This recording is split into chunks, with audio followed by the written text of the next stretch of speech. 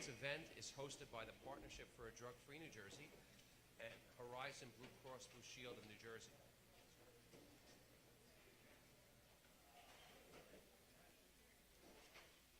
Once again, I want to welcome everyone to Galloway's Knock Out Opioid Abuse, hosted by the Partnership for a Drug-Free New Jersey and Horizon Foundation, Horizon Blue Cross Blue Shield of New Jersey. We want to thank each of you for your commitment to be part of the solution to this statewide opiate epidemic. The Partnership and Horizon, through its philanthropic arm, the Horizon Foundation for New Jersey, have embarked on a new 2-year Knock Out Opioid Abuse initiative to address the opiate epidemic through community outreach, prescriber education, parent education, and a statewide awareness campaign. This is the second of 21 Knock Out Opioid Abuse town halls that will be held, one in each county, all across New Jersey in 2019 and 2020, to help address the opiate epidemic and develop solutions at a very community-oriented level. New Jersey, as we know, are in the midst of an opiate epidemic. There's not a day that goes by without hearing or seeing a story in our neighborhoods, in our media, on the impact of the misuse of prescription medication, heroin abuse, and the countless overdoses impacting all of our communities and so many of our families, dealing with the day-to-day challenges of the crisis of the disease of addiction. Galloway is not immune. No family, no community is immune.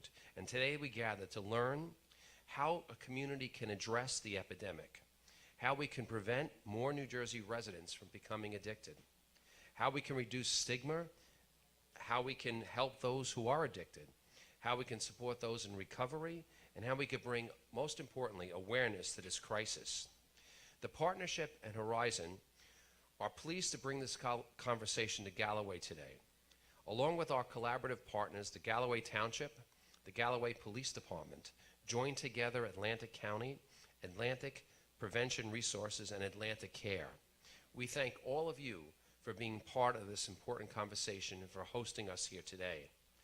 There are no easy answers to solving the opiate epidemic, but there are ways each of us can make a difference in this important fight. It is necessary for everyone, parents, community leaders, students, and residents, to work together as a community and develop ways to end the epidemic and to change the public's attitude towards addiction. This town hall and other efforts like it are here to educate and empower New Jersey residents and Galloway residents about important steps towards making this change, which ultimately we believe will reverse the trend here in Galloway, in Atlantic County, and in the state of New Jersey and throughout the country. It's now my pleasure to introduce the Senior Program Officer for the Horizon Foundation for New Jersey, Jennifer Gowdy, who has a welcome on behalf of Horizon Blue Cross Blue Shield.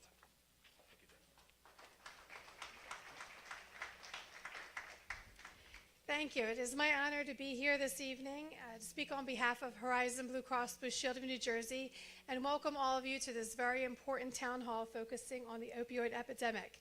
Thank you, Angelo, for your introduction and for your leadership, and thank you all for your attendance. Horizon, through its philanthropic arm, the Horizon Foundation for New Jersey, is extremely proud of our partnership with the Partnership for Drug-Free New Jersey to bring you tonight's town hall, which is part of our Knock Out Opioid Abuse Town Hall series, which will be taking place in communities throughout 2020. This initiative is part of our company-wide response to address and help end this public health crisis in our state. Since the Foundation's inception in 2004, we have awarded more than 1,500 grants to nonprofit agencies. However, none are more important and vital than our grant to the Partnership for this Knock Out Opioid Abuse series. The grant represents a large portion of the Foundation's $1.3 million we have invested to provide support for opioid prevention and education programs to help families and our members. The opioid epidemic impacts every community in New Jersey. With more than 3,100 drug deaths in New Jersey in 2018 alone, it is clear that more needs to be done, and we need more people to be part of the solution. Through our collaboration with the Partnership and other state and local nonprofit agencies, we are committed to using the Knock Out Opioid Abuse campaign to combat the opioid epidemic through the community outreach, prescriber education, parent education, and statewide awareness campaign, as Angelo mentioned. Tonight you'll hear about the impact of the opioid epidemic in your community and steps being taken to address this crisis.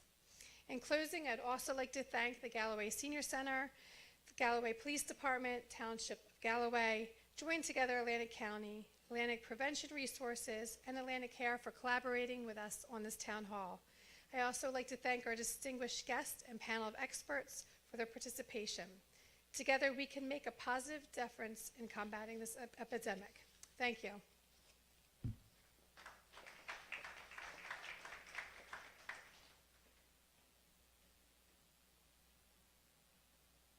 Thank you, Jennifer. It's now my pleasure to introduce the Mayor of Galloway, Mayor Capolo, who's going to be welcoming us as well. And as I mentioned early on, the next 21 town halls is really focused on how a community can come together to address the problem and serve its citizens. So we're so pleased that the Mayor has joined us today. Mayor Capolo?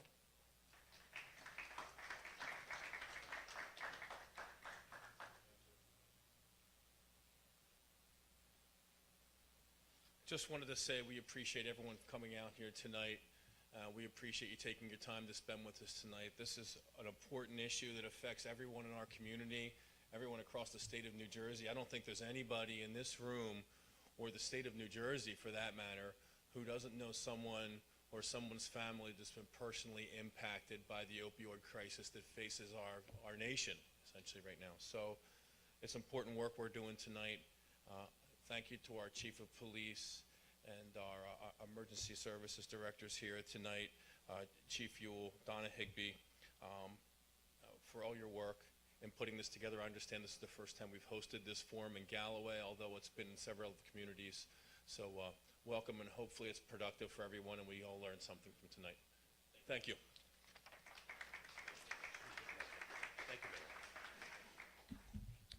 Today's town hall is about learning from our expert panelists, as well as learning from each of you, members of our community. We want to share the issues affecting you. We want to know what's working in our community and what's not. We want to know recommendations and how we can share information with our neighbors and friends. In fact, each of us tonight is given a survey that you can complete at the conclusion of tonight's town hall. The information you provide will help us understand how the opioid epidemic is affecting your community and how most positively we can make an impact both through Horizon and through the partnership. Now it's my pleasure to introduce our expert panelists who have gathered here today. First, we have with us Dr. Brian Acunto, Director of Emergency Services for Atlantic Care Regional Medical Center, City Division Campus. Doctor?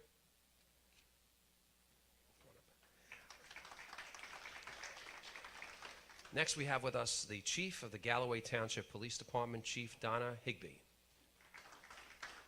Thank you, Chief.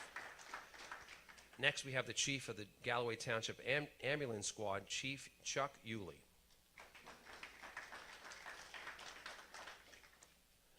Next, we have Lori Smith, who's the Community Initiatives Coordinator for Join Together Atlantic County Atlantic Prevention Resources.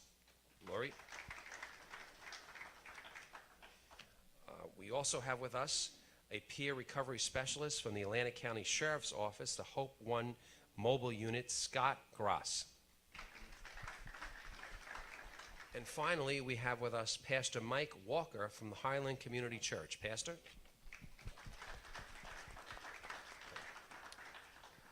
We're going to begin tonight by asking Dr. Acunto our first question. Doctor, could you tell us about the opiate epidemic from a public health perspective and how the medical community is addressing it? So what's interesting is I came down to Atlantic County about 2010. Obviously, I had treated and seen opioid and heroin overdoses before, but from about 2010 to 2012, you really started seeing not only a change in the paradigm, but also in the amount of people coming in with opioid or heroin overdoses.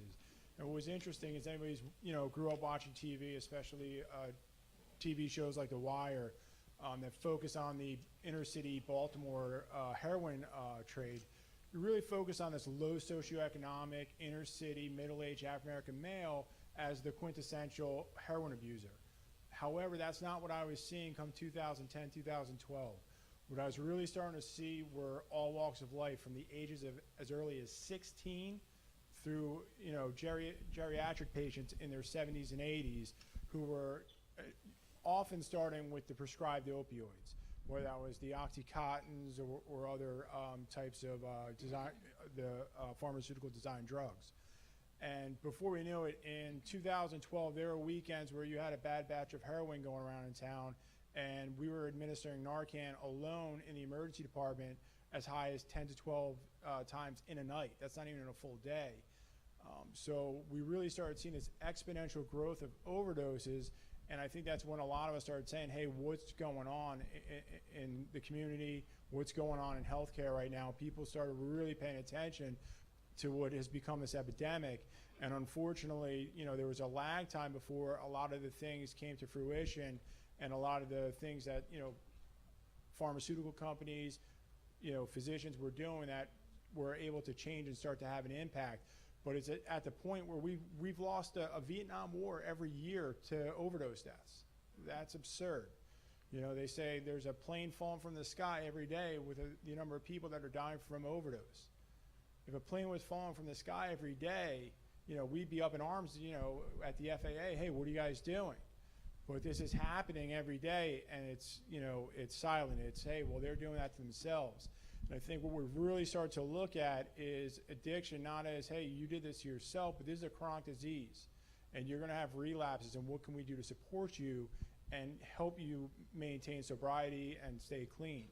And that's not just a quick, easy fix. That's a lifelong commitment. And I think from the healthcare perspective, we started saying, what can we do? And I think, we're starting to look at how can we decrease the amount of opioids that are being prescribed.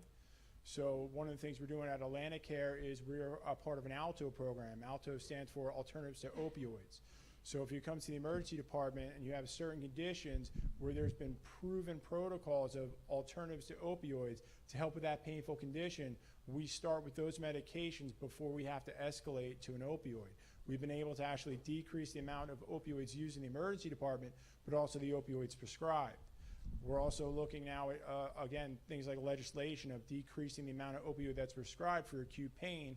You're only allowed to prescribe now for 5 days, and it's actually a short-acting opioid and the lowest dose needed.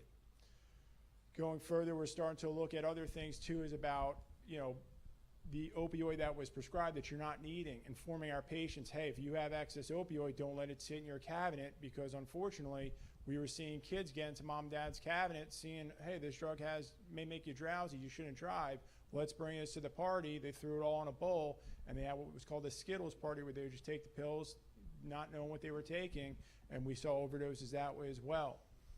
So we've really started to educate, our patients about when you're done with your drug, if you don't need it, if you have extra to dispose of it properly. Now they have the doTERRA bags, they have community drop boxes, which has really helped. So I think these are some of the things that we're starting to do to try and decrease the amount of opioid that's out there. One of the other big things, if you look at other, maybe like the crack epidemic of the 80s, the big difference now is medicine's really focused on evidence-based medicine. And I think that's actually been a big turn, because it takes some of your political opinions out of it and says, here's the evidence.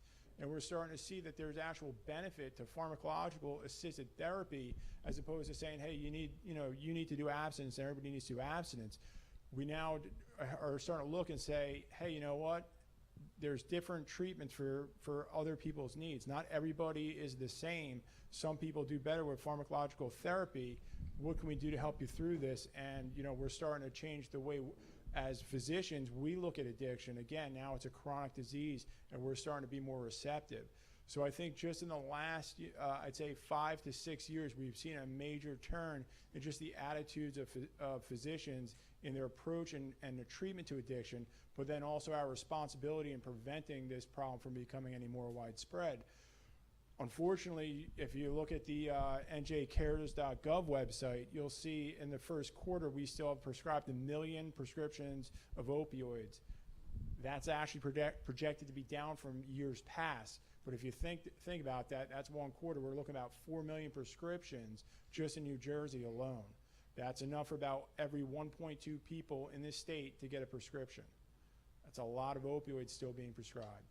So I think we still have a long way to go. This is just the start of it, but I'm hoping, with all the help of the community, with the help of other medical leaders in the field, that we can really start to change the tide in this epidemic. And unfortunately, that's what we're at. Thank you, Doctor. Interesting statistic that Doctor just mentioned, and he did mention it, but I think it should be mentioned again, that number is down about 30% from last year's prescribing. So when you think about 1 million plus prescriptions being written in the first quarter in New Jersey, that's 30% less than was written only a year ago. So you're absolutely right, we have a long way to go, but this is a great way to start. And the doctor mentioned about new laws that were put into place in New Jersey. The partnership was very involved in that process. About 4 years ago, we started the process, and working with the support of Horizon and many others with the community coalitions throughout the state. And we were the first state in the nation to pass a law that required that prior to prescribing an opioid, that a physician or a dentist or a nurse practitioner, whoever the prescriber was, had to have a conversation with the patient or the parent of patients 18 and under to share with them the addictive quality of the drug that they were receiving and any non-opiate alternatives, the ALTO non-opiate alternatives that might be available for the acute pain. Now, that law took us 3 years to pass in Trenton when we first introduced it, 3 years. It finally did pass in 2017, February. It was A3S3 was the bill. That, as a result of what we've done in New Jersey, that law is now traveling throughout the country, and there are now 18 states that have adopted that law over the last 2 years. So New Jersey, and through these programs, are really not only helping communities in the state, but also really paving a way for other communities throughout the country to become engaged in coming up with solutions to this problem. So thank you, Doctor. Chief Higbee, could you give us an overview of the opiate epidemic here in Galloway from a law enforcement perspective? Sure. First, I'd like to thank everyone for being here this evening, because it's people like you who take time out of your schedule. We know everyone is very busy to come, and we know as law enforcement that we cannot do this on our own. It takes a community, it takes a team. That's why we have such a diverse panel. So please, at the end, ask all the questions that you want. I personally will stay here and answer questions afterward. I want to thank a Partnership for Drug-Free New Jersey, and especially Lori Smith from Atlantic Prevention Resources, for giving us the opportunity to host this in Galloway Township. And for my residents that are here or maybe watching, and all of Atlantic County residents, Galloway is no different than any other town. So if you think that this epidemic is not happening in your town or on your street or in your children's schools or in your place of employment, you are in the dark and you are sadly mistaken. And one thing that we do here in Galloway, myself, Chief Yule from our ambulance squad, and Chief Smith from our fire department, is we work cooperatively to provide transparent services here in Galloway Township. We have wonderful things that happen here on a daily basis, and we also have things that happen that aren't so great. And one of them is trying to tackle this opioid epidemic that we all have going on. So I just want to thank you for allowing us the opportunity to be spotlighted here today. And in a moment, I'm going to have Chief Yule go over the actual statistics, the numerical statistics which he brought. But Galloway Township, we're responding weekly, if not daily sometimes, to deliver Narcan to people who are having in the middle of opioid overdose. Fortunately, we have a really good response time with our ambulance squad and people contacting us, and we actually deliver Narcan, and we usually are very fortunate to be able to revive people and get them back with us and get the treatment they need.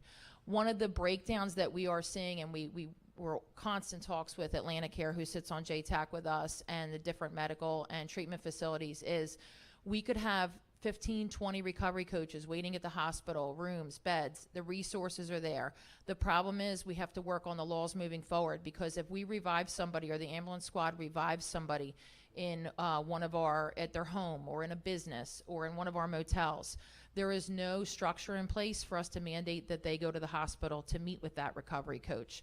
And one of the biggest breakdowns we see from a street level and from a law enforcement perspective is we have all these resources out there, and we cannot get people to get there. We cannot force them to get the treatment and the help they have. So unfortunately, we see a lot of repeat people.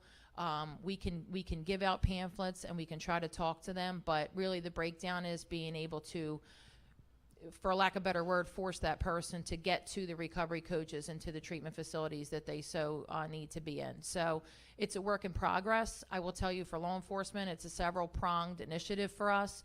We obviously react. We respond to calls when people call us that they're in crisis and overdosing.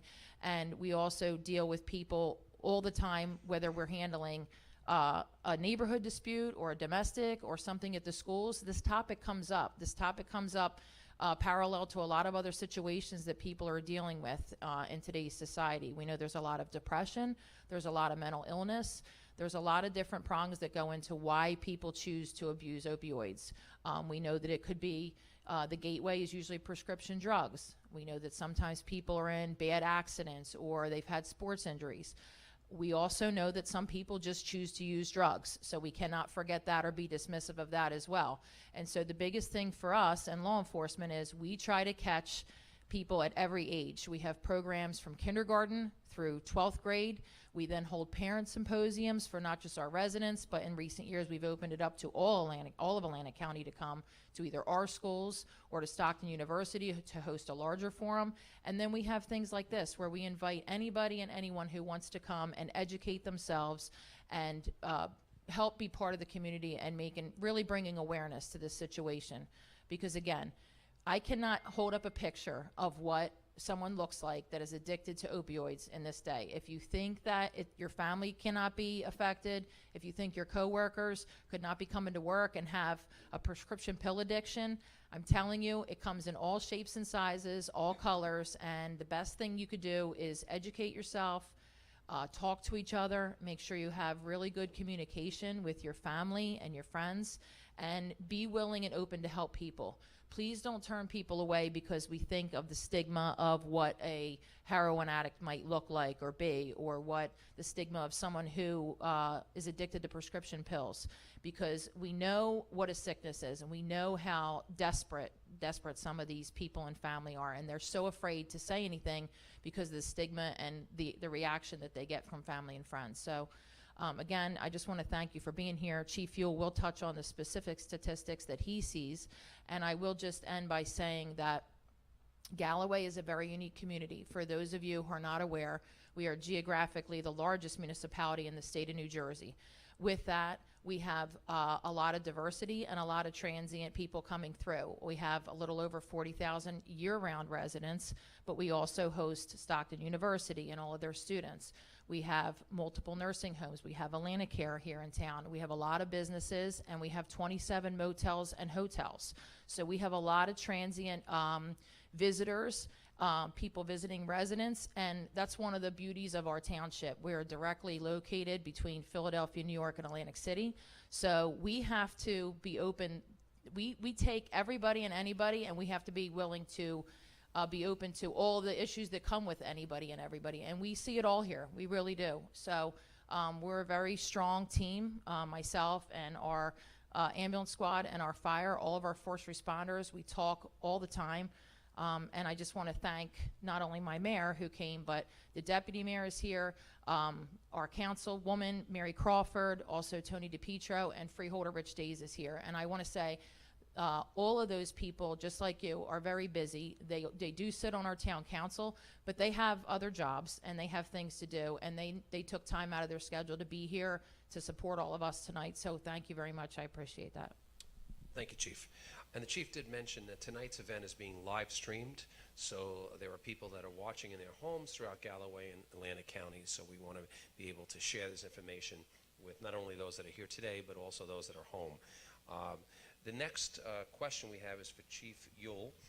What role have first responders like the ambulance squad filled in addressing the crisis, and has naloxone impacted your efforts? Yes, absolutely, 100%. So Galloway Township was the first ambulance squad in Atlantic County to start deploying naloxone or Narcan in the field for BLS. So traditionally over the years, we have a two-tiered system here in New Jersey where paramedics respond from the hospital systems. Atlantic Care has paramedics, and it's always been given through an IV. I could tell you this: I'm going into my 25th year as being an emergency medical technician. I've been here in Galloway 11 years. Prior to 2010, 2011, we were seeing naloxone or Narcan being given IV through paramedic use maybe 2-3 times a month. It's drastically different now, unfortunately. So in 2014, we had we started in April. We had about 50 here in Galloway Township. The statistic of who gives it, whether it would be the police officers or EMS, has remained the same over the years. So about 65% of all deployments of Narcan here in the field are given by BLS, by Galloway Township Ambulance Squad, and then about 35% are given by police officers. What has happened since 2014 is huge. And so in 2014, statewide, there was probably about 4,000 deployments of naloxone given by first responders, law enforcement community. So not paramedics from the hospital, EMTs and police officers. And in 2018, that number went up to 17,000. So a huge, huge increase in deployments have taken place. This has really frustrated the first responder community. And the frustration not only goes to the normalizing of this. We go out, we're very used to it. Back in 2014, when we did this, it was a new skill, and our guys were excited to learn this new skill and to use this life-saving measure, and to today where it's really normalized and really something that we do all the time. That's alarming. It should be alarming to us. It should be alarming to the medical community. It should be alarming to the law enforcement community. As Dr. Acunto said, if this was an airplane crashing out of the sky, we would do something about this, right? We just grounded an airline that didn't have any problems in the United States, had problems elsewhere, but we grounded that airline out of an overabundance of precaution, and yet we're not really looking at this crisis the same way here. So with this normalization comes the stigma of, okay, well, when is it going to end? In 2014, when we started responding here, we would typically take the person to the hospital. They usually wake up a little bit slower. We give Narcan for some of you who were doing the training here right before the town hall started. It's slow to respond. It's metabolized a little bit slower than it is if you give it through IV. And so we were giving it, assisting the patient's ventilations, and then transporting them to the hospital. I could tell you that now we're not doing that. Probably close to 95% of our cases end up being an in-field refusal. Now, we still gather the statistics on all that, but what's frustrating for EMS is that we don't have a resource that we can call for a follow-up for these patients. So we are often going out to homes. We are going out to businesses. Yes, this is happening at businesses. We try to take a look at why sometimes patients are grateful and they talk to us and they tell us what's going on. The biggest thing that we try to instill in our first responders is that there really can't be any judgment. You really have to treat these people like you do any other patient, and just kind of gather the information. We do a statewide reporting. That's how I know these statistics. So all these statistics go to the New Jersey Department of Health and also to the New Jersey State Police. And every Monday, typically, there's a DMI report that's put out to let us know, what drugs are out in the street, what overdoses. The statistics that I already presented to you today came from actually the New Jersey State Police, who presented a yearly report. So 4,000 overdoses or Narcan deployments in the state of New Jersey in 2014, when Galloway Ambulance Squad was one of the first agencies to start giving it, to now 17,000. So those are alarming statistics. I can't stress enough that we need to do more. And we don't want to see this become a normalizing thing. We don't want to have our EMTs just going out and treating people with naloxone and then walking away. I would like to say that we touch lives every single day with this, but unfortunately we don't. And unfortunately we do see people who are repeat offenders and people that we come back to. From the first responder community standpoint, we stand ready. We're never going to stop this. We're going to continue to do this, but we are always looking for suggestions, especially from our lawmakers, on what we can do. I can tell you this. In 2014, out of all the deployments that we brought to the hospital, there was some follow-up care from Atlantic Care. 95% of what we're doing now, 95% of the overdoses that we're seeing, that we're giving Narcan here in Galloway Township, we're not bringing to the hospital, and there's very little, if any, follow-up care happening to some of these people. So again, I'd welcome any questions that you have later in the town hall, and on behalf of the ambulance squad, we do appreciate this opportunity to come and talk along with the police. We're at every one of these things, and to have a spot at the table to kind of talk about this and see where we can go, it's important. And I think it's important that the community is aware that this isn't happening in only Atlantic City or Newark or Camden. It is happening in Galloway Township, and it is happening maybe not so much on a daily basis, but certainly on a weekly basis. So thank you. Thank you very much, Chief. Next, we're going to hear from Lori. Lori, share with us how prevention efforts here in Galloway are being addressed to address the opiate epidemic. Thank you, and I would like to reiterate what Chief Higbee said and thank everybody for being here tonight, because I think one of the biggest issues is that stigma. And I hear a lot of times people do not come out to events like this because they say, not my kid, not my family. And I always say, it's not your family until it is. And arm yourself with that information and that knowledge ahead of time is key.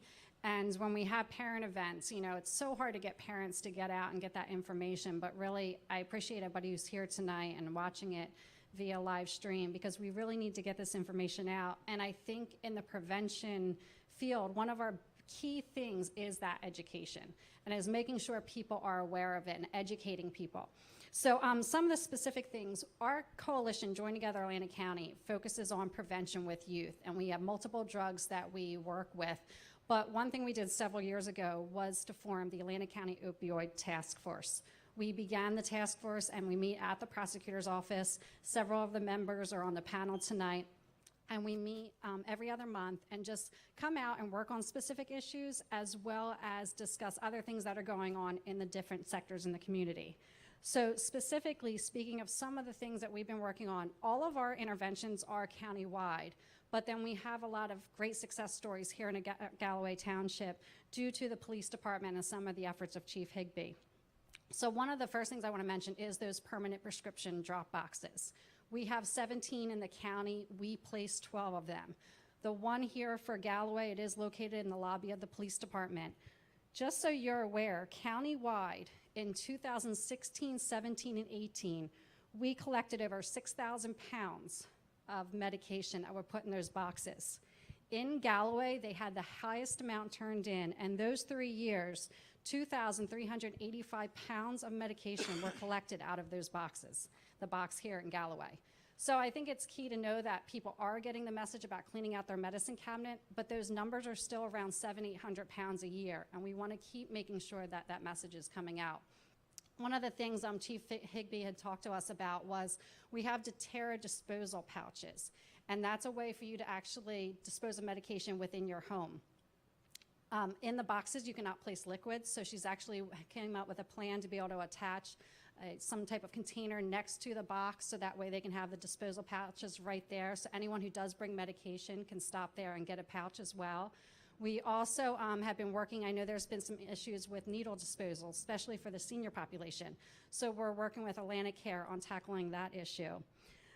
We've actually been placing locking medicine cabinets. We have over probably about three to 800 that we have put out in the community. I'm not exactly sure the number here in Galloway Township, but we've done a lot of outreach with different sectors of the community you would not normally think of. So with all of the funeral directors and the hospice sector of the community in the entire county, we've actually worked with them on making sure that when a family member passes away, of disposing that medication, especially if someone knows that that person may be passed away from some type of disease like cancer, to be aware that there could be a lot of medication in the home and to dispose of it properly.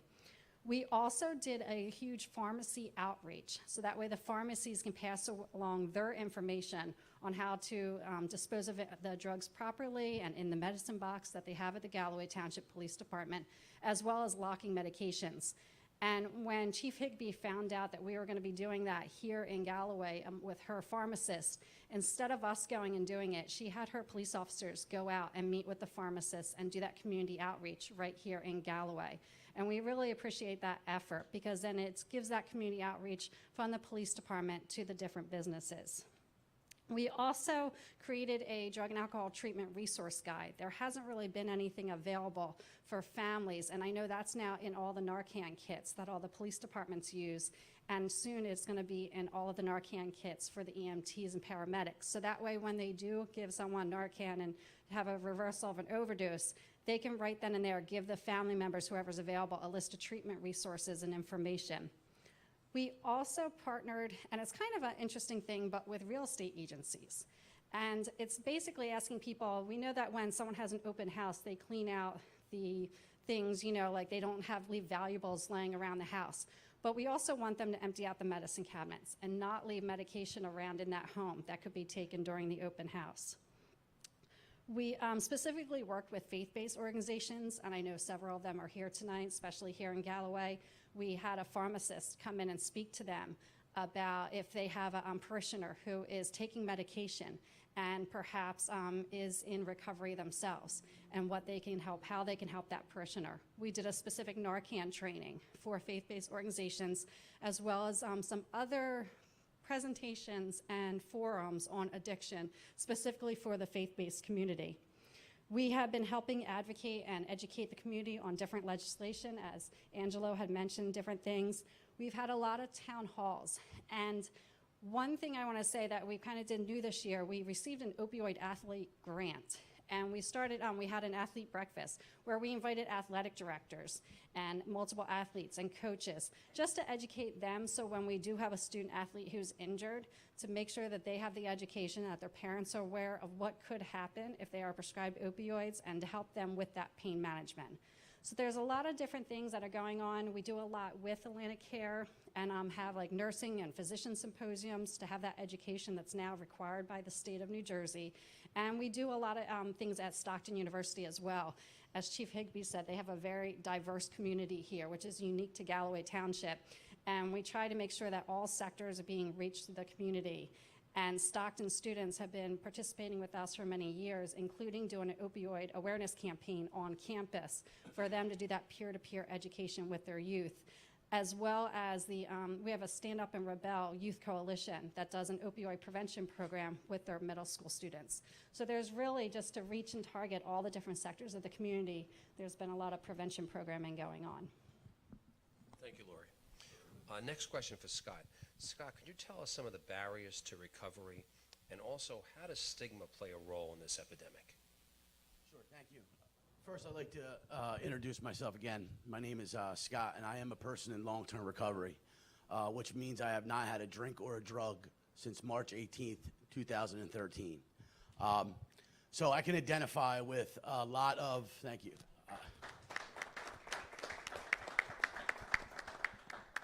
I can identify with both of these questions that that the panel has asked me to share on, and I'll stick right to myself, because I dealt with a lot of these issues coming out of treatment into early recovery. And for me and for the individuals that I have the opportunity to work with today, I think the biggest barrier to recovery is financial, legal, and employment. I know for a fact A lot of the individuals that I deal with today, coming out of treatment, they have a lot of warrants, they have a lot of legal issues, they have court pending, they don't have a job, they have nobody that wants to help them, they have no financial situation. So that's one of the hugest barriers that I see on a daily basis working with individuals directly on the street. You know, another barrier for me, and I put some stuff down on my little card here. You know, balancing life, work, and recovery was a huge barrier to recovery for me. You know, and I see it directly on the street. So I'm able to help individuals out, give them my experience of what I went through in early recovery. You know, and balancing that life. You know, because listen, I had a family. You know, I suffer from the disease of addiction.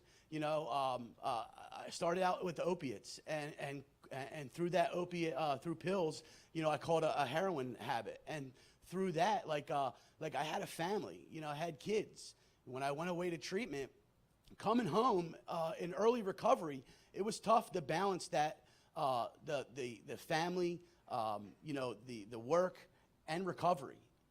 But you know, I knew that recovery had to come first. You know what I mean? Like I knew that I had to put my recovery in front of things that, like my family, like my job. You know, because without recovery, there is no family, there is no job. So I'm very familiar with understanding barriers to recovery. You know, learning how to deal with emotions. I know a lot of individuals that come out of treatment, like we deal with a lot in active addiction. We put a lot of people in harm. We've harmed a lot of people in active addiction. So we have a lot of wreckage to deal with, you know, when we're coming out of treatment, you know, whatever that may look like for that individual. So we have to deal with learning how to deal and recognize our emotions.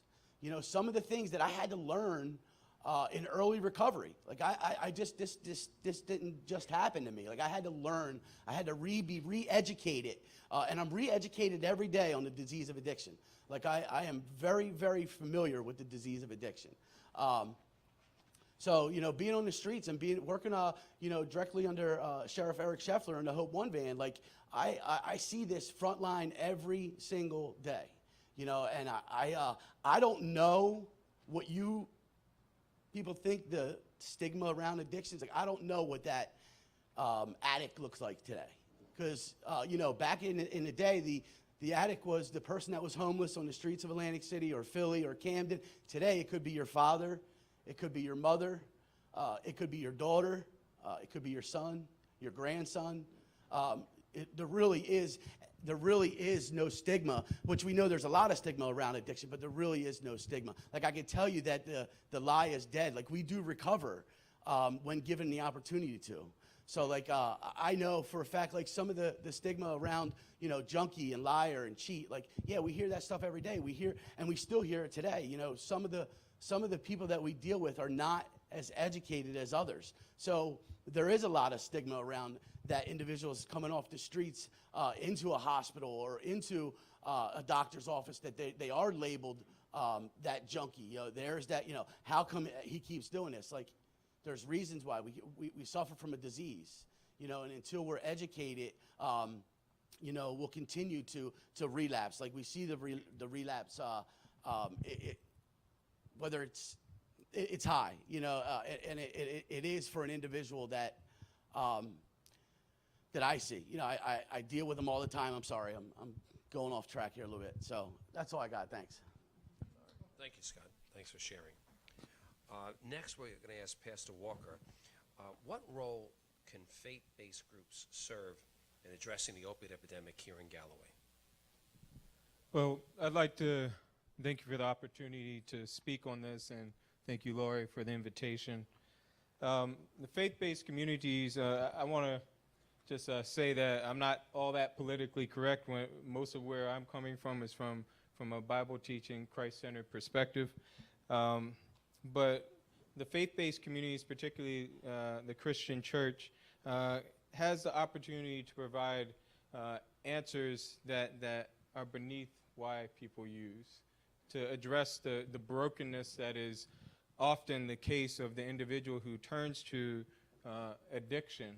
And so we seek to provide those answers through the scriptures, through Bible teaching, answers to the questions of eternity, purpose, identity, morality, loss, and suffering. We also seek to provide advice for conflict resolution and reconciliation. A lot of loss occurs due to addiction. Family structures either never existed or they've been broken due to this addictive lifestyle, and there isn't the opportunity for many of these individuals to reconcile those things with their families, and so then they continue the cycle of addiction because they have no hope. And so I guess if you were to put what I'm saying into one thing, we provide hope that they can have a second chance, that they can rebuild what was lost, that they can get answers to those wounds that they experienced early on in life that led to these addictive choices.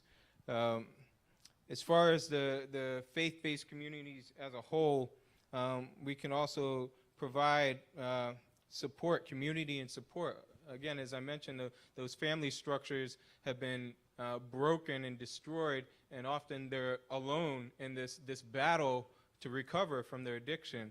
And so we can provide a community where they're loved on, where they're encouraged, where they are giving guidance and counsel on how to move forward from a biblical perspective. They're also able to be provided with temporary food and shelter through the resources of the church, conflict resolution, as I mentioned, treatment sponsorship. One of the things that we began at Highland Community Church is coordinating with some of the local churches in the area a couple years ago to host a concert. We called a Unity for Recovery concert, where we had several bands come in and several community leaders come in and have music that's providing hope. The lyrics are oriented around hope, and we raise funds to fully sponsor. And our church is very small, only 50 people attending at this point in time. And we were able to fully sponsor 2 people for long-term, 1-year residential treatment.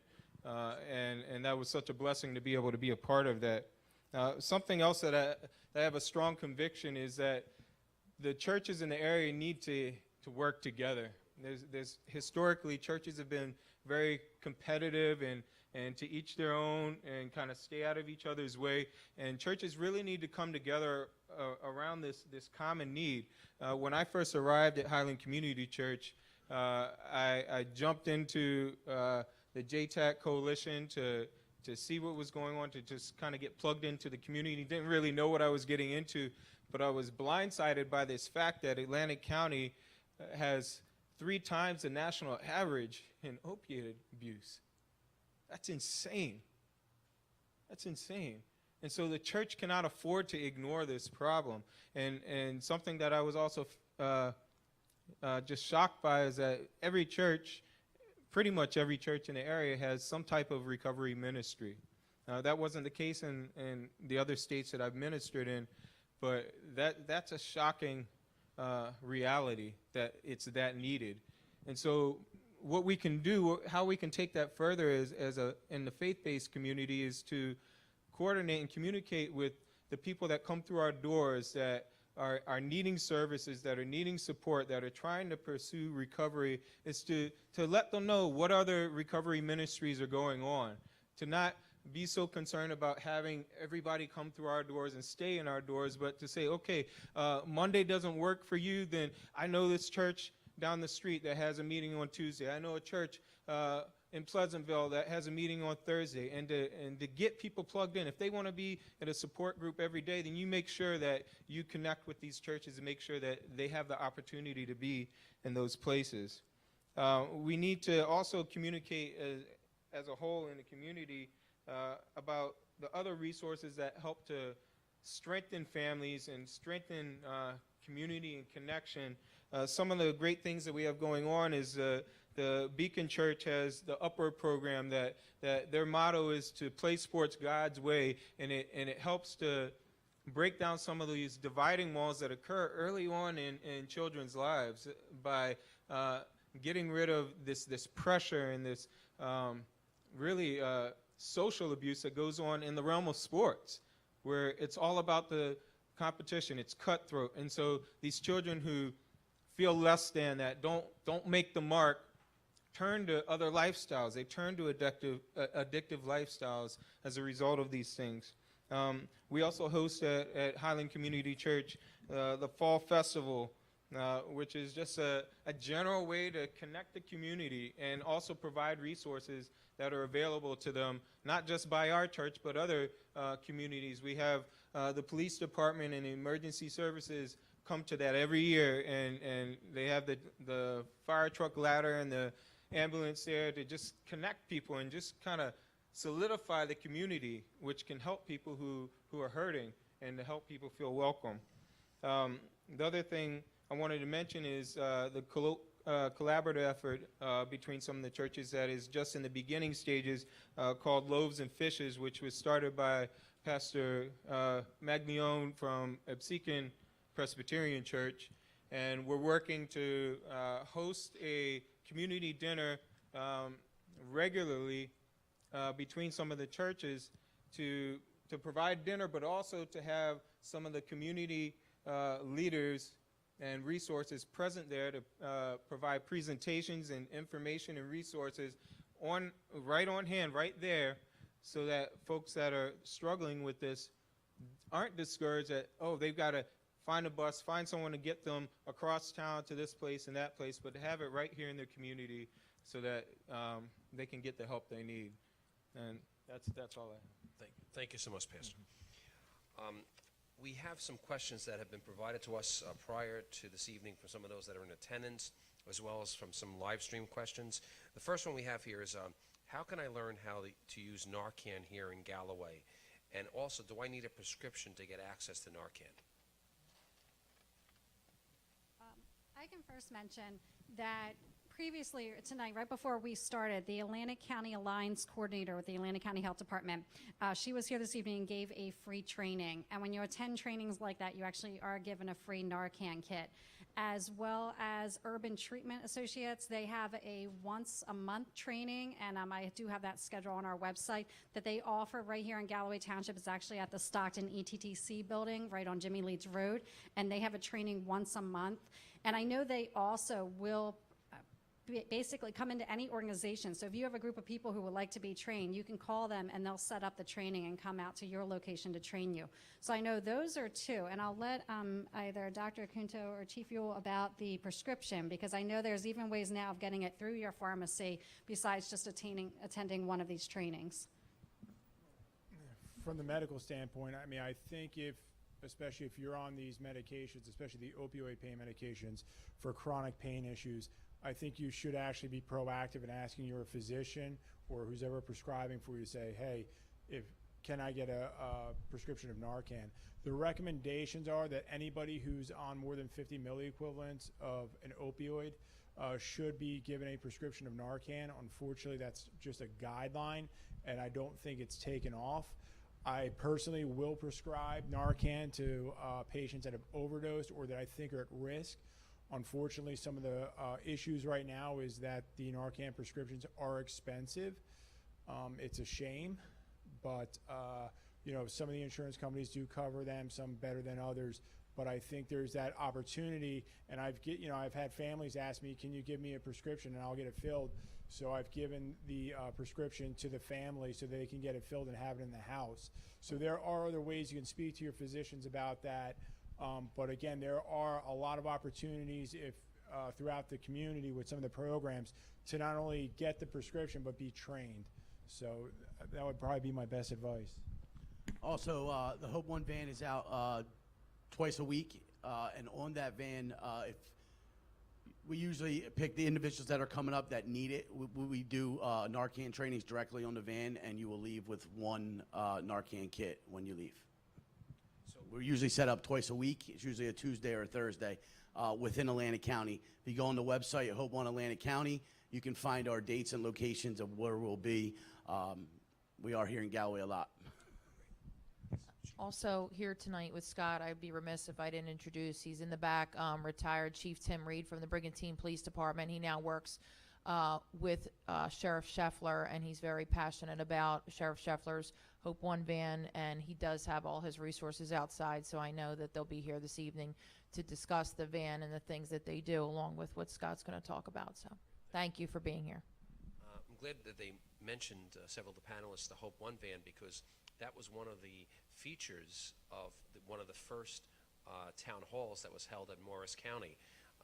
One of the features was describing what a Hope One van was, and is now traveling as a result of the town hall throughout the state of New Jersey. So we're very happy that that information got out during a town hall. And I know the recovery coaches was also mentioned early on, the fact that Atlantic County has the resources of recovery coaches. Lori will remember at the first town hall that we had 2 years ago here in Atlantic County, we learned at that time that Atlantic County did not have any recovery coaches.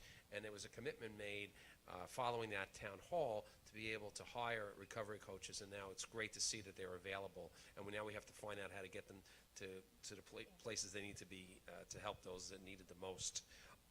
Another question we have is from a parent. As a parent, what should I do if my doctor or dentist prescribes an opiate for my child?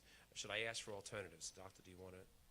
Yeah, so I actually just presented to the Medical Society of New Jersey, and one of the papers that I discussed with the physicians was that they had done a study looking at high school age students and followed them through about 23. And one of the biggest risk factors that they saw for these adolescents going on to having addiction was in the students that actually saw illicit drugs as a bad thing. It was those that were prescribed for medical purposes an opioid prescription that then went on to abuse these drugs and become, addicted to opiates or heroin. And we know that for every 4 to 5 heroin users, 4 of them started with the opioid prescriptions, and that's how bad it is. And there's a partnership ad that has a kid with a cast, and it says, "Would you give your kid heroin for a broken arm?" But that is actually essentially what we're doing. The medical community is prescribing, a dosage of a type of heroin that affects the same receptors. So I think you have to balance the risk of overdose, of addiction, with how bad the symptoms are. And I think as a society, we also have to stop looking at pain as a bad thing. I give this story. I was surfing and I ended up separating my shoulder. Well, if I moved my arm about more than 5 degrees, I was in severe pain. So instead of taking an opioid for me, it was don't move your arm more than 5 degrees for the first couple of days. Within, a week, I can move it maybe 20 degrees. Okay. If I moved it past 20 degrees, I had pain. That was my body telling me, you're not ready to do this. And we know that people that have congenital absence of pain, they don't live very long. Pain is actually a warning system for our body, and it actually has beneficial purposes. Now, obviously, there are times I work in the trauma unit, and you have a broken hip, you have a broken pelvis, you probably need something a little bit stronger than some Tylenol to get you through that pain. But it's really, can we decrease the amount? And I tell people, I'm going to prescribe you this opioid. I think you are going to need it. I'm only prescribing you 6, not 60, not 30, but 6. I want you to take the ibuprofen every 6 hours. That's less addictive and has less side effects. And then when the pain's really bad, use the opioid. If you have any left over, bring it to your pharmacy or bring it to one of the county drop boxes to get rid of. And again, with the law, we are having the conversation with them about what the opioid entails. Hey, you're at risk for potential future addiction and misuse, and you're also at risk for overdose, which is very real, especially when combined with other drugs. Lori. If I can mention too, as I know this started out about asking for parents, I'm going to say question the doctor. Because, and no offense to Dr. Acunto, but when my son 6 years ago had his wisdom teeth removed, and the oral surgeon first gave me a list of drugs he may be prescribed, and it was all opioids, and I handed it back and I said, maybe Tylenol codeine, but why would you prescribe these drugs to my son? And then the day of the surgery, he actually prescribed to him 30 pills for wisdom teeth being pulled. And I handed the script back to him, and I said, no. I said, if my son needs 30 pills, then you did something wrong, and he's going to end up back here, to see the surgeon. So 5, because I was not going to have 30 pills in my house for wisdom teeth being pulled out. So I think that parents need to have that conversation. Just because the doctor went to medical school, If you're unsure of what you're being prescribed or what your child's being prescribed, ask the doctor to explain it, ask them about the chance of addiction, and question them. And then if you don't feel comfortable with that medication, then, actually consult your regular physician. If it's not that doctor who's prescribing them, reach out to someone else, do some research yourself and educate yourself. Because being, someone who's usually, parents, we just figure, someone's hand us a prescription for my child, he's having surgery, this is what we're going to give him. But you need to educate yourself and question those physicians if you're being handed a script for an opioid for your child. Thank you, Lori. And that's an interesting point because among 14 to 17-year-olds, the number one prescriber of opioids are dentists, not doctors, and predominantly for wisdom teeth extractions.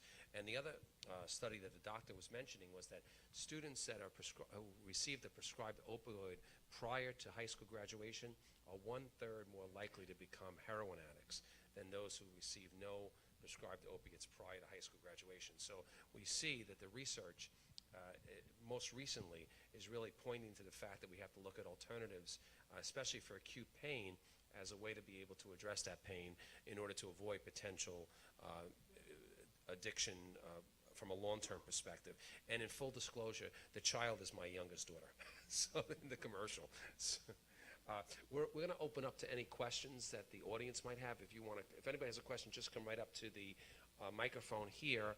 And someone have a question? You want to come up, please? Hi, my name is Mike McGaffney. I know some of you. My question has to do with continuum of aftercare, as far as when we go to detox, they get into treatment, and so there is no aftercare. Mostly, they're going back into the situation that they've just gotten out of. I'm also in long-term recovery. I'm with Clean and Sober Living of New Jersey and also Recovery Force of Atlantic County. I do outreach on the street in Atlantic City and Pleasantville and surrounding communities, so I help Scott with the wonderful work he's doing. And,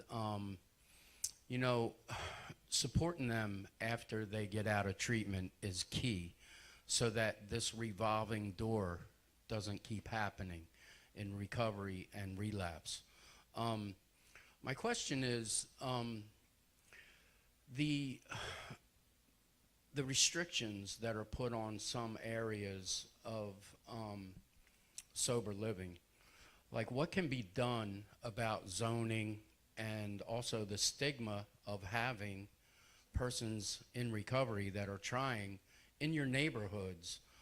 It's generally looked at as something bad when, you go to stores and there's loss prevention. These are our kids. These are our loved ones. Sober living is loss prevention. Thank you. Thank you. Someone from the panel want to address that? I know. I mean, I will touch. I mean, he is absolutely right. It's really, it's mind blowing. To be able to follow an individual into detox, into short-term residential, out of short-term residential, and into whatever the aftercare may be. Lots of times for me, I get individuals calling me on a daily basis. Scott, can you get me into a sober living?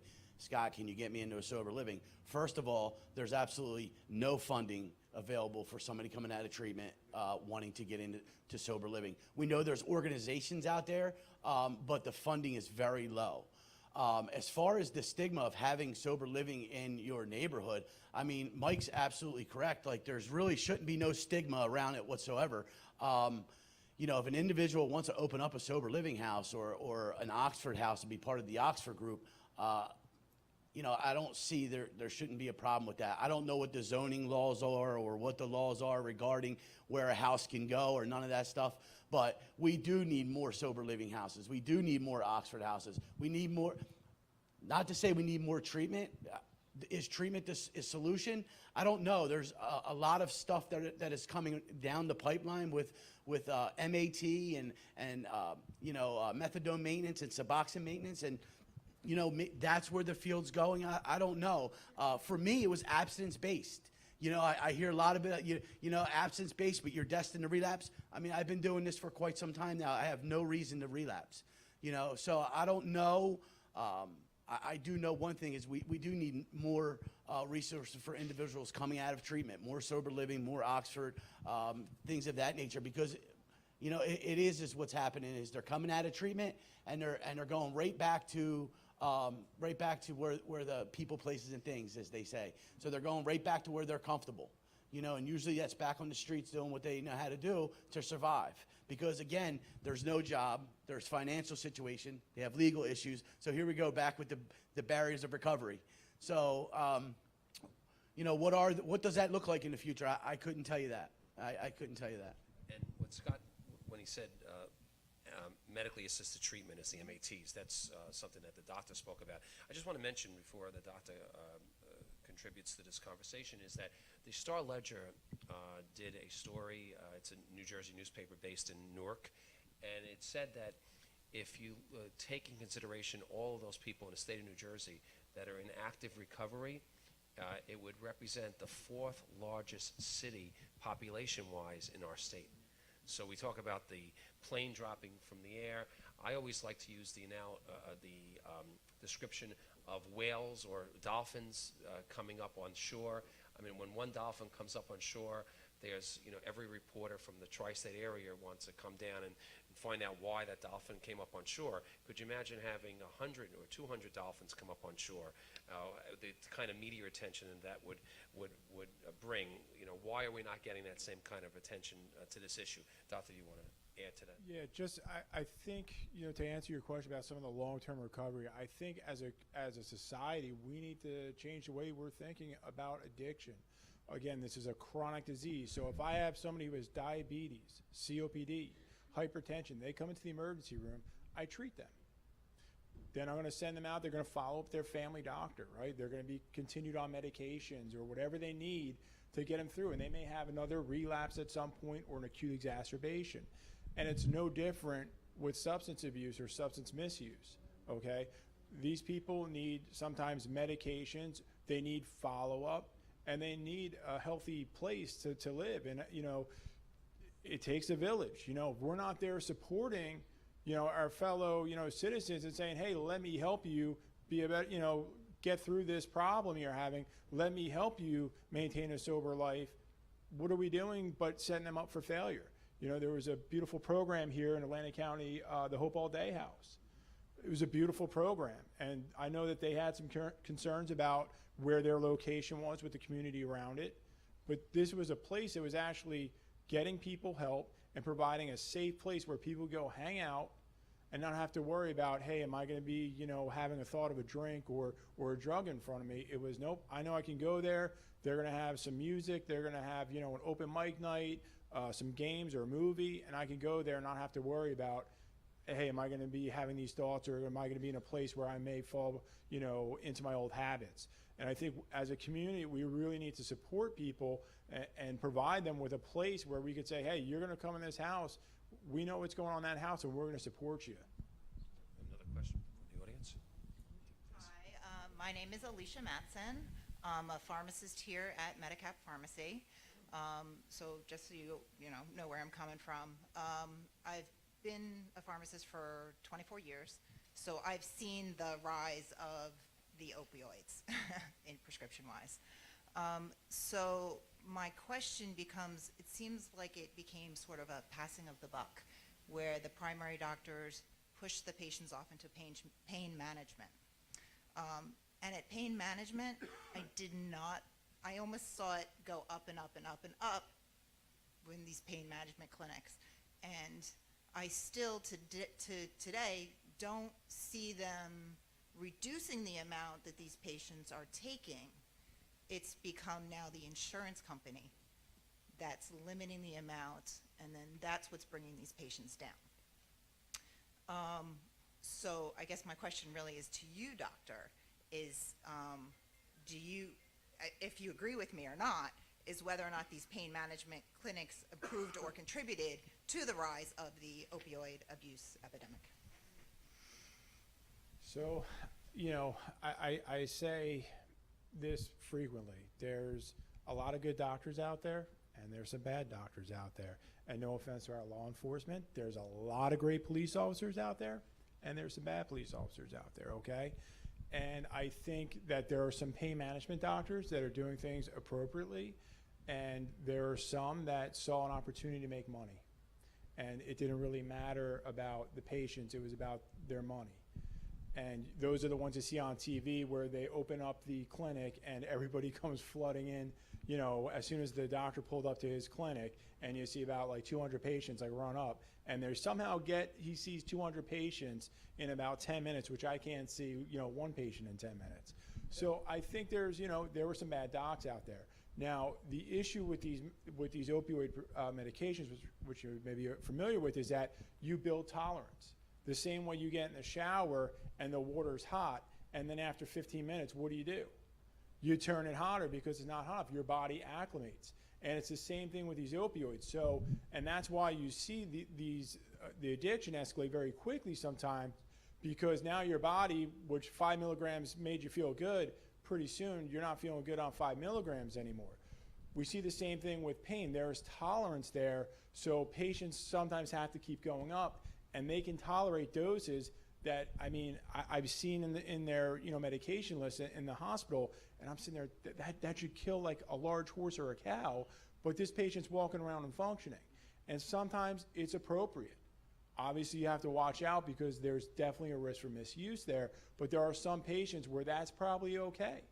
Maybe not for everybody. Now, I think when you're seeing a lot of, you know, these high doses from certain providers, then a red flag should be going off. And I think if you look at what happened in West Virginia, one of the pharmacies that was implicated in a lawsuit, a civil lawsuit, the pharmacy knew how much they were prescribing and how much opioid prescriptions they were filling, and never stopped and questioned, like, this can't be right.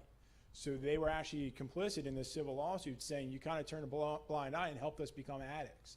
So again, I think it's not a straightforward answer for you, and I'm sorry, but I think it really depends on, you know, is the doctor prescribing it correctly? And if they are prescribing it correctly, again, there can be some tolerance issues. What's really upsetting to me now is we're starting to see the other extreme, where there are these patients now that are on high doses of chronic pain medications, where now somebody's saying, hey, you shouldn't be on that, you're addicted, when maybe they weren't, get cut off cold turkey. And now these guys are actually in a crisis, they're in withdrawal, looking for help, and now they're labeled as a seeker because they're going from ER to ER to try and find help, and unfortunately the only thing that's helping them at that point is the opioid. So I just want to touch on that too, because so between 2008, I was in a bad car accident. So 2008 to 2010, I was prescribed opiates. By 2011, maybe 2012, I was going through anywhere between 500 and 600 oxycodone 30 milligram pills a month. The doctor that I was seeing was writing me multiple prescriptions a day. So one would go in the computer and the other two would not. You know what I mean? So he was getting away with not putting those two in the computer. So I was leaving his office sometimes with 300, 360 pills at one shot. So, you know, and when we talk about the doctors never telling you, you know, warning you that these drugs that I'm giving you, these opiates that I'm giving you are addictive, I never heard that from any doctor I went to. No doctor would tell me, Scott, I'm forewarning you right now, these things are addictive. Never heard it. So that's where my addiction took off. Like and then he talked about like being cut off. Like there was a point where the pharmacy started to catch on to what was going on, and you were red flagged from that pharmacy. And what happened was when you went in a script and they ran your name in that system, and your name popped up and you had multiple scripts from multiple doctors, you were red flagged. And that's exactly what happened, and I couldn't get pills anymore. So that's why I turned to heroin. So I can relate to the doctors. There are some doctors out there that are doing it the right way, prescribing the right way, but there's absolutely some doctors out there that are just giving you anything that you want, especially if you have green in your pocket. I'm sorry, but I just wanted to take an opportunity just to circle back to this gentleman's question specific to Galloway Township with recovery housing and residential housing, because we are a town that does have several. I can't speak to other towns or what their zoning issues are, but for any of our residents listening, we do have recovery housing here. Also, I know that they don't have a representative tonight, but Stockton University is on the forefront of this. Just last year, they started residential recovery housing for their students. So for those of you who aren't aware, Stockton is a big proponent of that as well. And I just really wanted to clarify that for you and bring it back to what Pastor Walker brought up for the aftermath. Programs such as what's going on in our faith-based community. There are support groups, and we know that's not enough, but I can tell you we have just about 27 churches / synagogues here and temples in Galloway Township, and there's at least 15 that I'm aware of that have some sort of recovery program, whether it's for opioids, alcohol, mental illness. There are a lot of different resources, and I think a lot of the time, and to Lori's point, people just don't know what's available. So we have to work on doing a better job of making sure we push that out through our social media, but I know that JTAC and Atlantic Prevention Resources has put together a great booklet. They're still doing the source. It's called The Source, and it's updated. They try to update it every 6 months. It's definitely being updated yearly. It's tough because, as the doctor mentioned, Hope All Day was here.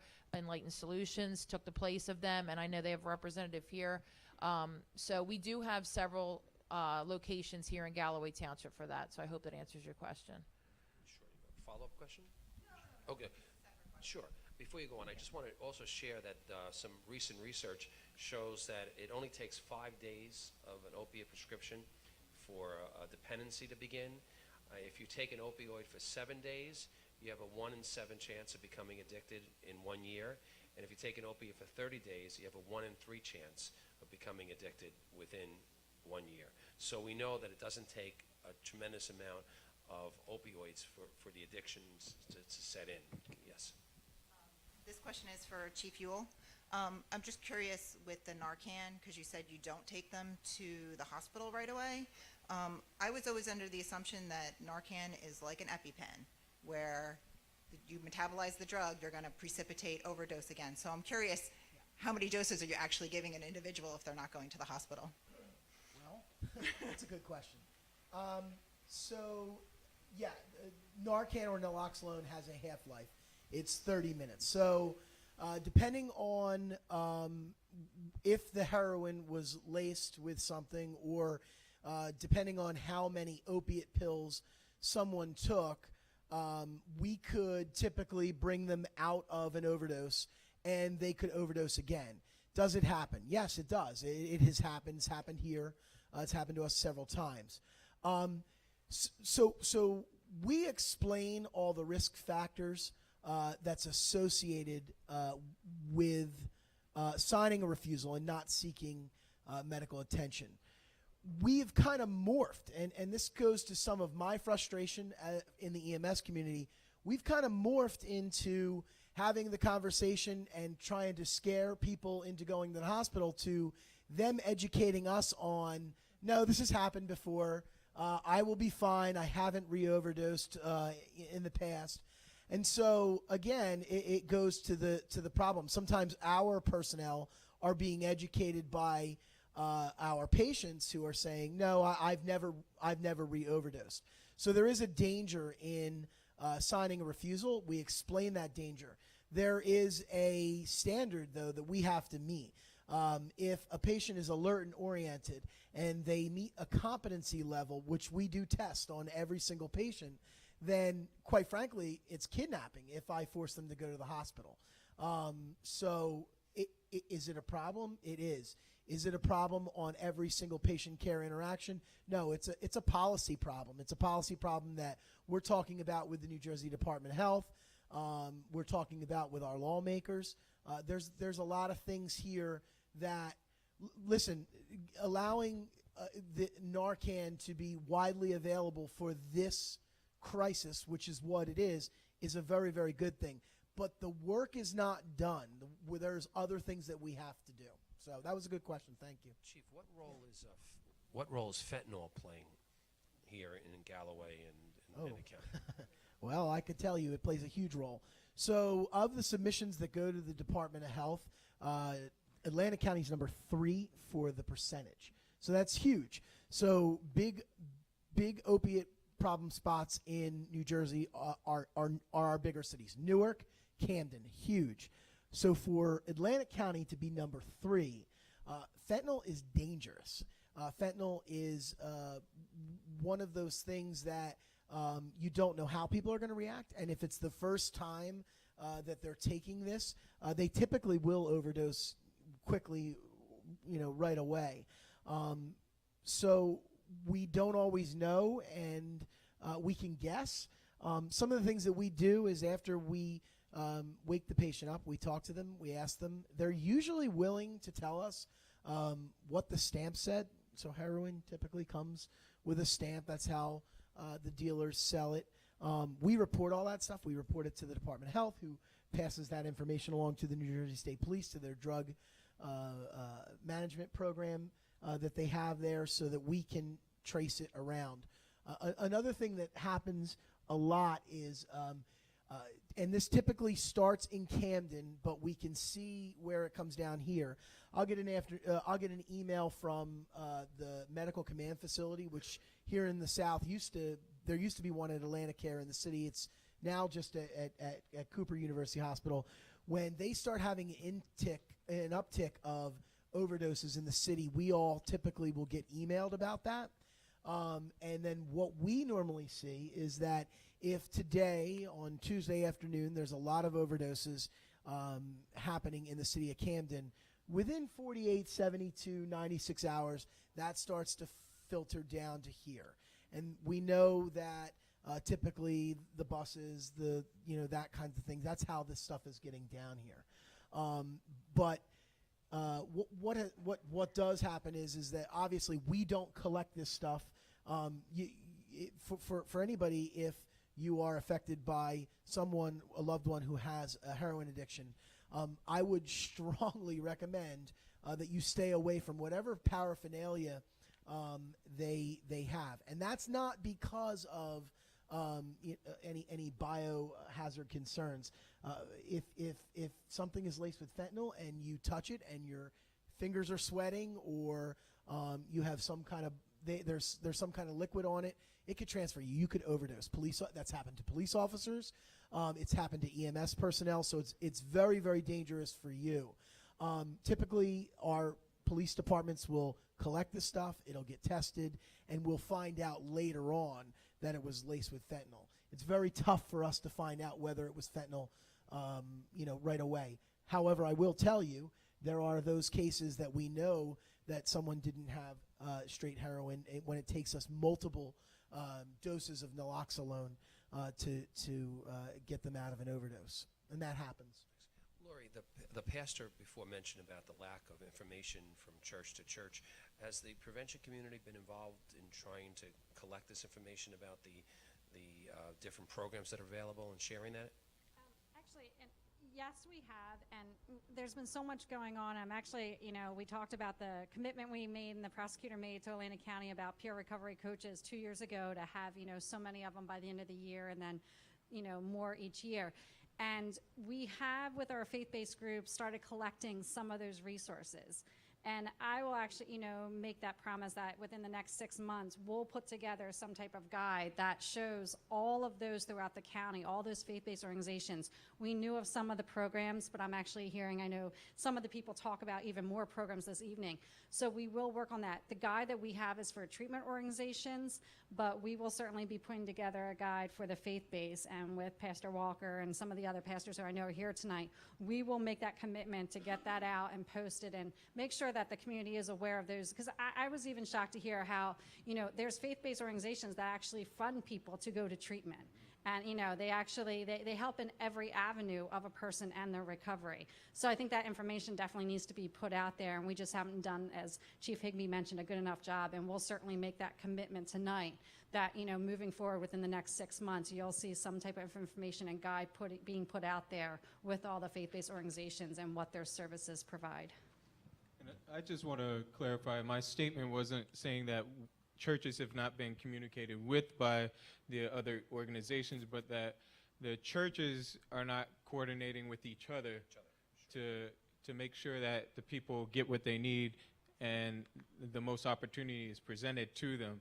For the example I gave was, somebody only being available to be in a support group on a particular day of the week, making sure that you connect them with another resource that has that available on the particular day of the week, that they're able to do that. Another thing that just really struck me is just the mentality. We do have support groups in many of the churches, but the burden of responsibility is often placed on the individual that's struggling, that's already lacking resources and connectedness, family support, all of those things, transportation.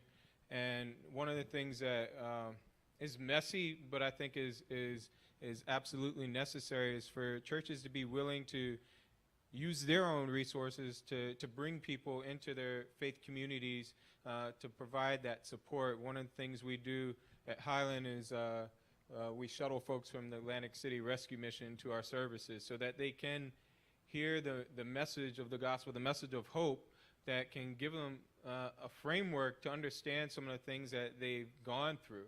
A lot of these folks are at wit's end, at a loss for why they ever ended up in this circumstance and have no framework to understand these things. And that's something that the faith-based communities can provide. And a lot of times, and the responses I've heard about why churches aren't doing that is it's messy, people get out of control, and it's just too messy to deal with. And that shouldn't be so.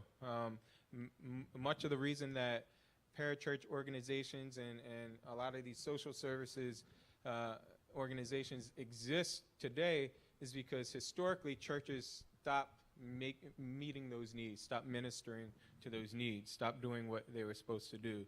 And so churches need to get back in the game and get dirty, get messy, and get involved with what's going on, because this is a problem that can't be ignored. If there's any other questions in the audience, Bill has the microphone. Just raise your hand and he'll bring it over to you. In the meantime, one of the other questions we received by way of the live stream is that youth athletes are particularly vulnerable to the opiate dependency and addiction because of injuries they suffer and prescriptions they receive. Are there any efforts here in Galloway to provide athletes and their families with information on opiate use and addiction and alternatives? I'll mention that previously we did just receive a grant as part of our regional coalition, and there's one in every county in the state. We received from the Department of Health and Human Services of the state of New Jersey an opioid athlete grant. It's a very small amount of money, but it is just a target that we're reaching. It's athletic directors, coaches, parents of athletes. So the first thing we did the first year was we created an athlete toolkit. And that's actually on our website, which is Join Together Atlantic County. The website's jtacnj.org. And that toolkit is available on our website. And basically it has information for school personnel, for athletic directors, nurses, parents, and information, that prevention piece about opioids and athletes. We also then, like I mentioned before, held a breakfast countywide that I know the athletic directors from the Greater Egg Harbor Regional School District attended, and we're going to continue those efforts. There is a magazine specifically for athletes in Atlantic County, and we're working with them on putting together a series of information pieces for parents and for coaches to also read. So it's just a different, community outreach and sector that we are targeting with this grant. Again, it is a minimal amount of money, but with other funding that we have through our regional coalition as well as through the opioid task force, we are going to be doing some different things coming up in the year. The first key thing was getting that toolkit together, and we even researched nationwide what school nurses and athletic directors and things that they were doing specifically targeting this population, and then we gathered that information in the toolkit. All of the attendees that day, we actually had about 60 attendees, including 20 athletes from one of the local high schools. Everyone in attendance that day received the toolkit, and like I said, we did make it available to the public. So if anybody wants more information on that, you can go to our website, or if you're here tonight, you can see me afterwards. But we are doing some more targeted efforts. I know the Partnership for a Drug-Free New Jersey was there that day and brought a physician to actually speak to the members who were there at that opioid athlete breakfast. And we thank you guys for your commitment, because I know you guys are doing a lot across the state and working with different organizations. Another question is about the schools here in Galloway. Are there programs that are taking place within the school district in cooperation with the police departments and others? Yes, Chief? Absolutely. One thing I can tell you, I can reassure you, is that all of our schools here, and we have many, we host not only our Galloway Township Public School System, but Absegami High School, which is part of Greater Egg Harbor Regional. We also have the Atlantic City Charter School here in town and numerous academies throughout our township. We are very proactive in teaching DARE in almost every one of those schools, and the schools themselves have multiple programs that they host. They have different apps for the kids to be able to communicate anonymously through if they want to provide information or ask help. Their guidance counselors are all trained, and the kids really are opening up. They've been very transparent in talking. The school districts, they're certainly not turning a blind eye to this. We work with them collaboratively all the time, and I can tell you that your children are in good hands when it comes to the schools, making sure they educate and stay on top of what's going on with your children while they are there. I cannot say a bad word about them. They're very open to having law enforcement come in as well as the ambulance squad to do instruction. We actually have a program here at our high school called GAMI After Hours, where the officers go and they'll talk about whatever hot topic of the week is, and a lot of times they allow the kids to tell them what the hot topic is of the week, and it surrounds a lot of things. Right now, not necessarily opioids, but vaping's a big issue that's up and coming. And I just want to remind everybody, my detective bureau is here tonight in the back of the room. The items that you'll have an opportunity to take a look at are items that have been recovered just here in Galloway Township. And they're basically containers, things that can be bought at different convenience stores and ways for people to hide different things. Some people buy them to hide money. So it's not that they're always being used for different drugs and things. But, you know, if you happen to see an Arizona iced tea can sitting on your child's nightstand for a week, it could just be that they keep a dirty room, but it also could be that they're trying to hide something from you. So please check out the table. There's also pictures of a lot of the different THC edibles and marijuana and different things for you to take a look at if you're not used to seeing those. But as far as and the schools bring this program in all the time. We come with the table and my detectives to all of our parent symposiums. So yeah, the schools are really being proactive. Thank you. We have a question here from the audience. Good, sir. Question, maybe announce Honorable Mayor, Mr. Capola, Chief, Mrs. Higbee. My thoughts, my son, again, went to a dentist, had a tooth pulled, started out with Percocet. Then where do they go? To the Blues. What happens is $25 a pill. He said he would have 100, sell 75, and keep 25 or whatever. And then again, we know where that goes. So my whole family and friends have dealt with addictions. And thank God I was an athlete. My mom bought me a car. I got a job at Great Adventure High Diving. Broke a world record 2 times. I was able to travel just all over the world. And so I met a lot of people. I've been sharing a lot of my story, Folks of Life, a book I'm trying to write. Once I get a rainy week, it's about taking the focus of ourselves in the worst situation and to think about other people who have it worse off. Because I'm disabled. I've been living in motels for the last 6 months. It's like a studio apartment. It's beautiful, Christian, whatever. I help so many people. I had a man who had a gun to his head, and I talked him out of it. I go on and on. If anybody would like to talk to me, you can call me 24/7, okay? I have a lot to share, and I would like to have my ears open. Thank you. Thank you very much. Thank you. Okay. We have another question that came from the audience as well. The question was dealing with the concept of alternatives. I know the doctor mentioned that, but maybe the question is, what type of alternatives perhaps can be utilized to address acute pain? That's a great question, and I think the answer is whatever works for you, you know, and I think, you know, there are so many alternatives out there. Some work better for other conditions. You know, part of our protocol for a kidney stone, you know, we're using a medication called ketorolac, which is an NSAID similar to ibuprofen. If that doesn't work, we're not going to the opioid, we're going to lidocaine. That's been shown actually to help with kidney stones, actually better than morphine.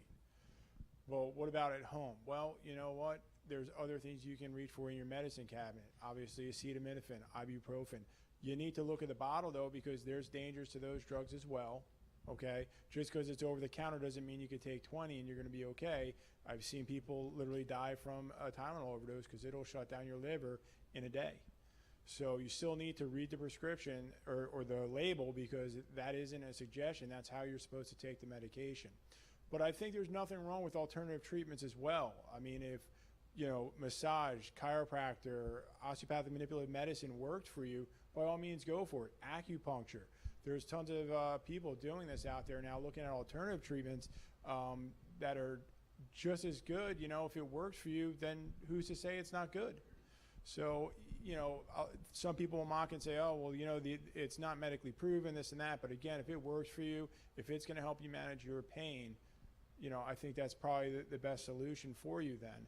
And I don't think it's a bad thing, especially if it can, you know, avoid that opioid where now you're at a, you know, that contains a risk to it, and you have the potential for addiction and overdose. Excellent, thank you. If there's no other question from the audience, since we're coming to a close, one of the questions we like to conclude with is asking each of the panelists to share with us, based on the interaction with the audience today, what specific action and item might you consider as a result of today's conversation in order to help the residents of Galloway address the opiate epidemic? And would someone like to begin, and then we can go from that point? So I guess it's a wish list of what we'd like to see accomplished here. I'll start. Yes.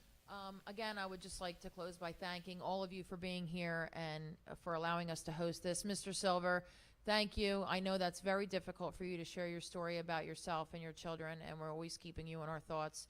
You know, that's the first step. That's very, very hard for someone to get up and talk about things that's affecting them and their family. So we do wish you well, and thank you for coming tonight. The biggest thing and biggest message that I want to leave for you here is, again, we can't do everything alone.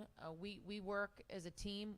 We're part of the community, and we want you to be part of our initiative. So if there's anything that we could do to help you, or more programs that we could help bring, we will try to do our best to do that. Again, we have a very, very supportive town council, our town manager.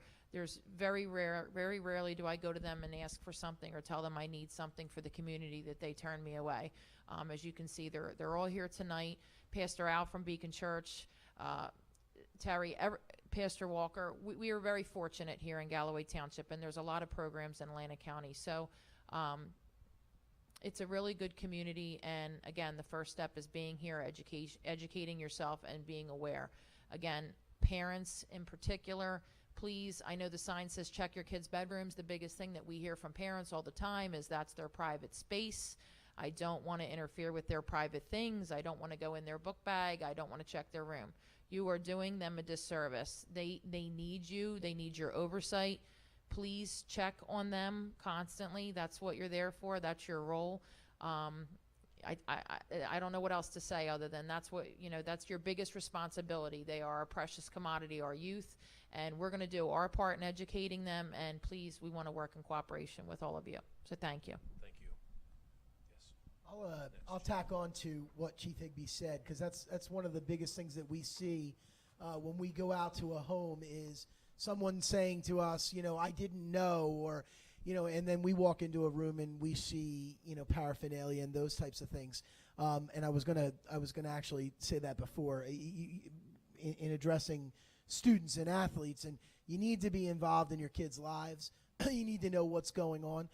But more importantly, or on the adult side of things, if you think that someone in your life is being affected by this, you know, educate yourself, really educate yourself, and do what you need to do to help save that life. I'll share a quick story with you. A close friend of mine who works with us lost his sister this year to that, and this is someone who you know, deals with this on a day-to-day basis, and was very calloused to what his sister was doing. And he's not that way anymore, and I think he's definitely asking himself and kicking himself for not doing more on a day-to-day basis. So for those of you who are not sure, or those of you who don't know, or came here tonight, or who are watching online, one of the best things you could do is reach out to these resources, educate yourself. I promise you, I'm not lying, I am not exaggerating when I say that the people that you think are affected by this are not the people that you think are affected by this. This touches everybody. This touches every family. It doesn't matter your color, your creed, your sex. This affects everybody. So as we have been alluding to throughout this whole town hall, that if a plane dropped out of the sky, it would get a lot of attention. This subject needs to get just as much attention. And I'll also reiterate that I want to thank the organizers of tonight's town hall for the invite. We do appreciate it because this is an important topic. So thank you. So I'd like to also thank you guys for having me be part of this panel and to share with you guys. I'd like to say too, if you're out there and you're struggling, you know somebody that's struggling, I'm on the street, the van's on the street. You can call in directly to the dispatch at the Sheriff's Dispatch, 609-909-7200, and you'll get help right away. The van is out twice a week. If you go on our website, again, it's Hope on Atlantic County. You will find our dates and locations. The van is out 10 to 2.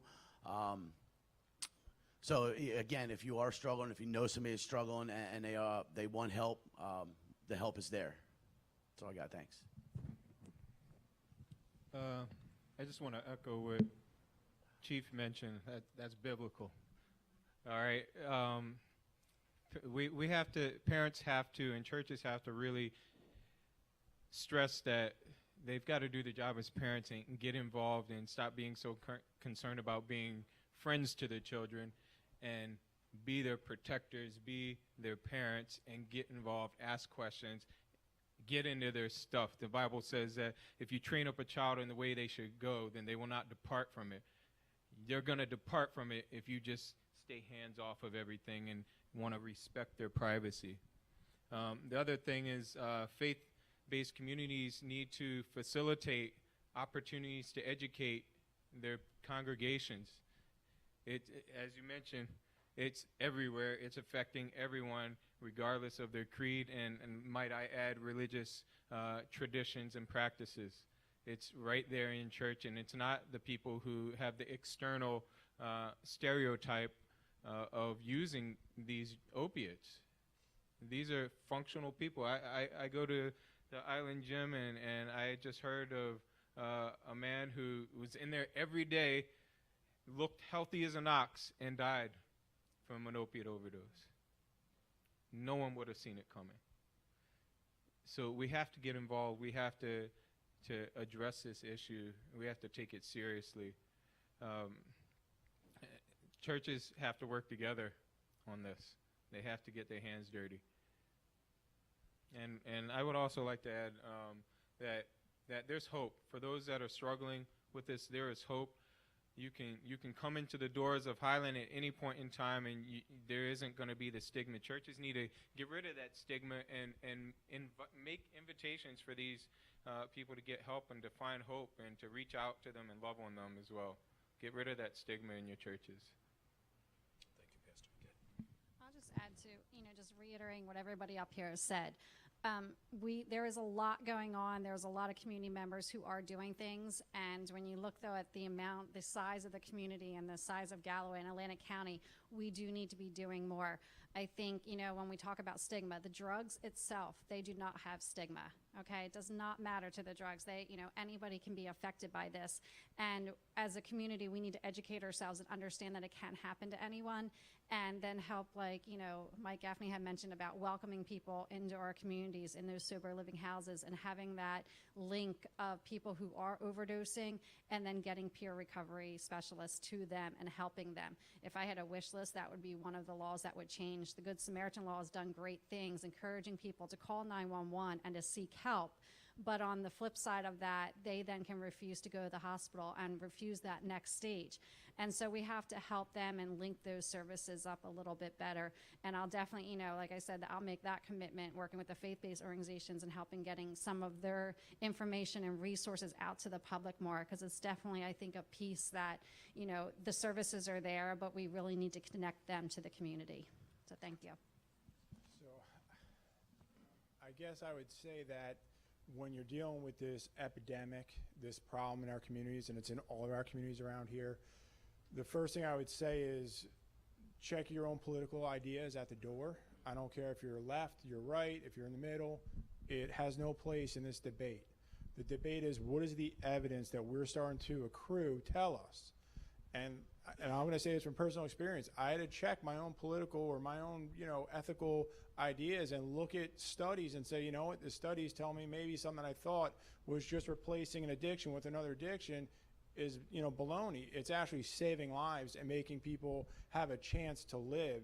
And again, now I'm starting to see this as a chronic disease. So I think the first thing that, you really need to do is check some of those, biases or political ideas that you have at the door, look at the evidence, and start making, the impact to help your community. I'm an emergency medicine physician. I work in the ER. I'll tell you, one of the most joyous things that has happened to me in the last couple of years, because of the way I changed my, bias, my attitude towards, substance misuse, is now I'm having great interactions when these people come in asking me for help, and I'm actually able to provide help, more so than that patient that, I did all these heroic measures on and put in the ICU on a ventilator and, put lines and tubes in every orifice. I'm getting less joy, and I'm getting more joy in helping somebody into recovery. The thing that I still hate about my job, and this is, echoes for everything, is, having to tell a family member that their loved one died because of, an overdose. And it sucks. Because again, majority of the time, it's the parents saying, I had no idea. Or it's the family saying, you know what, grandma was prescribed that by her doctor. She wasn't an addict. And it's really those conversations that I hate. So if there's any other evidence or any message I can say to you is, in this day and age, the best person to be an advocate, when you step into a hospital, you step into a doctor's office, is yourself. Be an advocate for yourself and be an advocate for your family.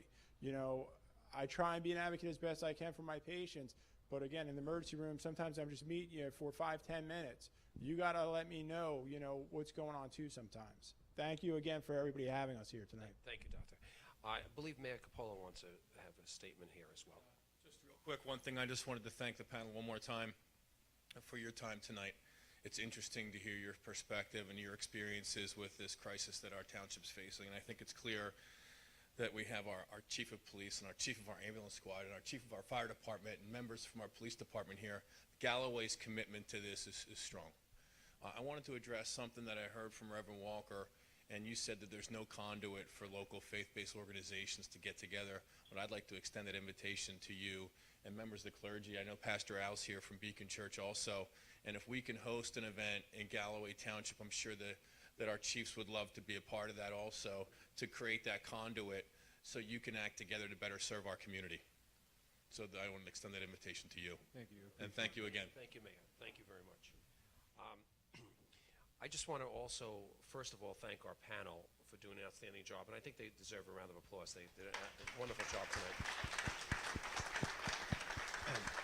And we also want to thank all of you for being here tonight, for taking time to come. Certainly for those that are watching online, we appreciate the opportunity to get this message out to the residents of Galloway through social media. And we want to thank the mayor. One of the things that we have found at our town halls is that they're only the first step. That usually what happens is, as a result of the town halls, there's discussions about what's working in the community, what needs to be addressed, what needs to be tweaked, how people can work together.